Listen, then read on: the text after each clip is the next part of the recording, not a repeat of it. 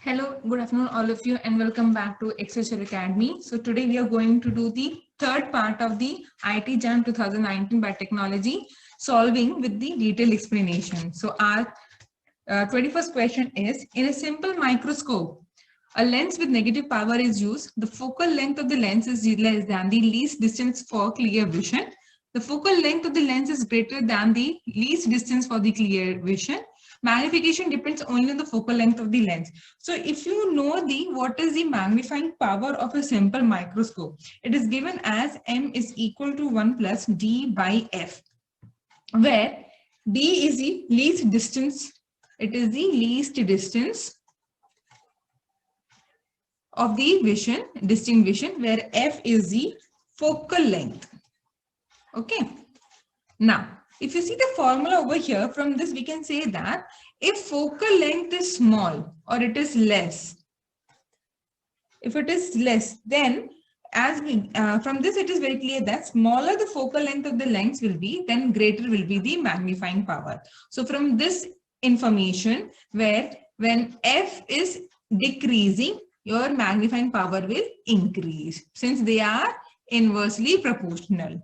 So hence the answer is going to be the focal length of the lens is less than the least distance for the clear vision. So answer option B is the correct answer. So moving on to the next question. Which of the following statement is incorrect with respect to bacterial conjugation? So before we proceed with the options, we should know like what happens during the bacterial conjugation. So we know that in the case of bacterial conjugation, if you have got the two bacteria, they form a pili, okay, and through which they actually transfer the genetic material. So that is the sharing of the genetic material is there. Okay. Now, it facilitates the transfer of genetic material. Yes. It requires flagellum. I have mentioned about the pili. Flagellum is the motor organ of the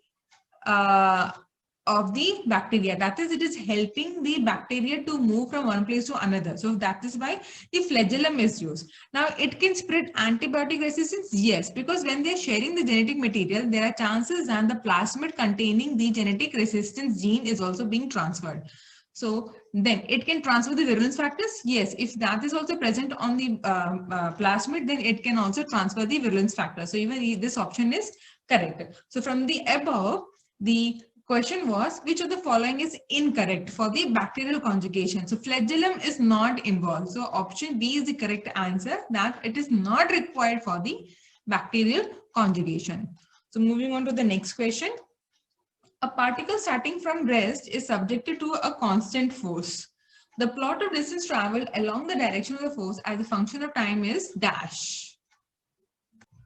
So the options are given as straight line, circle, parabola, and ellipse. Now for this, we should know that by the Newton's second law of motion, from that we know that force is going to be proportional to A, where A is your acceleration, force is F is force, this is acceleration. Okay. Now, when an axial body is there, it doubles the displacement traveled by every unit of time elapsed. Now, suppose we see the figure over here, we see that displacement versus the time is given. Now, what happens is that with the time, it is going to get doubled like this. And that's why from this, this question, from this, it is very much clear that it is going to result into the parabola. I hope this is clear. Now, the next question is, indolacetic acid is involved in dash. Options are gravitropism, flowering, ripening, and senescence. So if you see over here, actually the IAA is another type of your auxin, where auxin is your plant growth regulator of the plant hormone. So here we know that actually during the gravitropism, it is this because of which the plant is going to grow, that is roots are going towards the downwards, that is towards because of the gravity, and the soil and the shoot grow upwards away from the soil. So it is the indolacetic acid, which is actually another natural auxin. It is responsible for the gravitropism. So here the answer is A. Moving on to the next. Which one of the following remains unchanged when light waves enter water from air? So it's very simple actually. Whenever the light is traveling from one medium to another medium, actually that time frequency never changes. So it remains constant. So let it be any media, like from water to air, water to glass, air to water, air to glass. So whatever the medium it is there, always the frequency is going to remain the. So according to the kinetic theory of gases, the average energy of a diatomic molecule in ideal gas depends on the dash. So options are mass of each atom and the temperature, mass of each atom and the bond length, mass of each atom, bond length and the temperature, and the last option is temperature only. So actually, according to the kinetic theory of gases, the average kinetic energy of gas particle is proportional to the absolute temperature of the gas, and all the gases at that same temperature is going to have the same kinetic energy. So by this, the answer is going to be your temperature only. So I repeat, so according to the kinetic theory of gases, the average kinetic energy of gas molecules is proportional to the absolute temperature of the gas, and at that same temperature, all the gases are going to have the same kinetic energy. Okay, so the option is fourth one. Now match the entries in group 1 with entries in group 2. So before we proceed, we should know that tuberculosis is caused by the bacteria and it is spread to one person to another person by the air. Second is your influenza. So influenza is actually a respiratory illness and it is caused by the virus. So whenever we talk about influenza, flu, any kind of flu is because of the virus only, and it is highly contagious and it can be normally spread by the cough and sneeze of an infected person. Like for example, right now we are dealing with the COVID-19 situation. It is similar to that. Malaria, it is caused by the protozoan parasite called Plasmodium falciparum. And the last one is myasthenia gravis. Is actually a acquired autoimmune disorder. And in this case, what happens is that the antibody, it's mediated the blockage of the neuromuscular transmission. Now, this autoimmune attack occurs when the autoantibodies form against the nicotinic acetylcholine postsynaptic receptors at the neuromuscular junctions of the skeletal muscle. So if you have gone through my lectures, you must know what are the nicotinic acetylcholine postsynaptic receptors are there. So we have talked about the receptors and how exactly whenever this disorders is there, maybe the neurotransmitters are not able to function properly, then the problems like autoantibodies starts raising and they cause the myasthenia gravis. So from this, option B is the correct answer.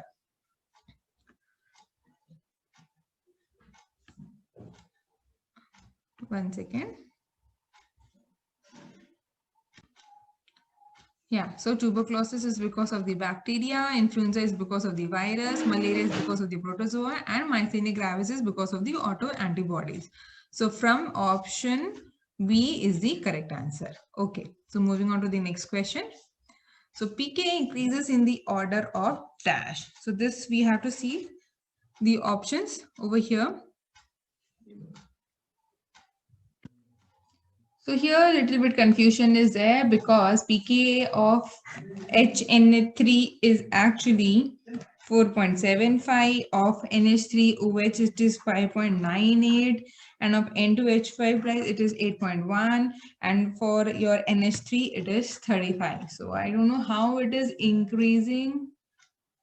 Yeah, so your option A is the correct answer. Okay, so let's move on to the next. Now, H2 reacts with trans PH3P to IRCOCl to primarily produce dash. So when this happens, it is actually the oxidation reaction. Okay, so you need to study more. If it is not clear, you need to study how oxidation is taking place. So then what is happening over here? Your option D. So this is what you are going to get when the oxidation reaction is happening. Okay, so among the following species, the metal center has the highest number of unpaired electrons is dash. So here we need to calculate the unpaired electrons for each of the following categories. So in this case, it is going to have, so your vanadium is having actually, if you see, it is going to have the 4s2 3d3. So this has got the 3 unpaired electrons. Similarly, in the next case, nickel is having if you do the if you write the electronic configuration, you will get that it has got the 2 unpaired electrons. And in the next case, gold is having one unpaired electrons, and similarly cadmium is also having the 0 unpaired electrons. So if we see which among this has got the highest number of unpaired electrons, it is the vanadium. So option A is the correct answer. So thank you guys for listening to this. If still any doubts are there, any concept is not clear, these are just basic chemistry which we have learned in our 11th and 12th standard. If it is still not clear, you can just message me in the comment box, or you can also ask me in the Telegram channel by the name Excelsior Academy. You can also email me at excelsioracademy1228@gmail.com for any queries. So keep watching, keep learning, keep studying. You can excel with us with the Excelsior Academy. So thank you guys.